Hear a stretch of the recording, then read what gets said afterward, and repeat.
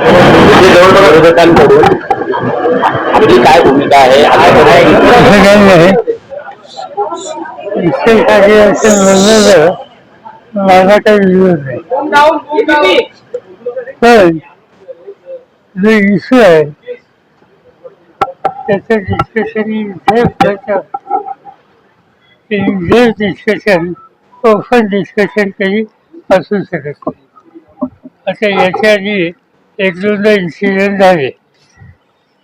एक दोनदा इन्सिडेंट झाल्याच्या नंतर डिफेन्स मिनिस्टरने मला आणि काही लोकांना बोलवलं. आमच्या बरोबर लास्ट ठेवले. तुझं काय झालं त्याची कन्फर्म दिली. त्याचे डॅमेजेसचं काय झालं त्याचं त्यांनी आम्हाला सांगितलं. त्या गोष्टी बाहेर बोलायच्या नसतात.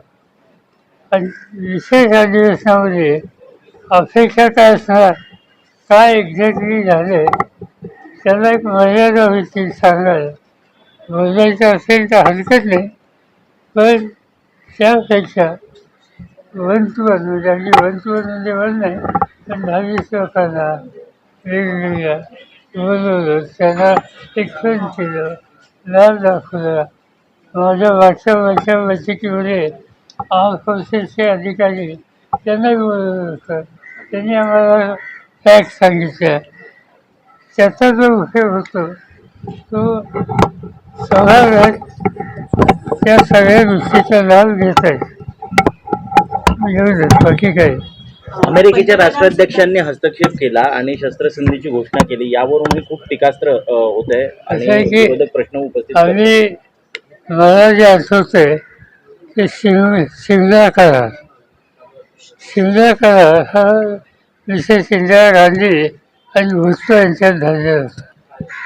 त्या करारामध्ये एक पॉईंट असा आहे की काश्मीरच्या प्रश्नावर, भारत आणि पाकिस्तान प्रश्नावर थर्ड पार्टी इन्फॉर्मेशन कोणाचं घ्यायचं नाही असं ॲग्रीमेंट आहे. दोन देशात आहे, दोन देशाच्या प्रधानमंत्र्यांच्यात आहे.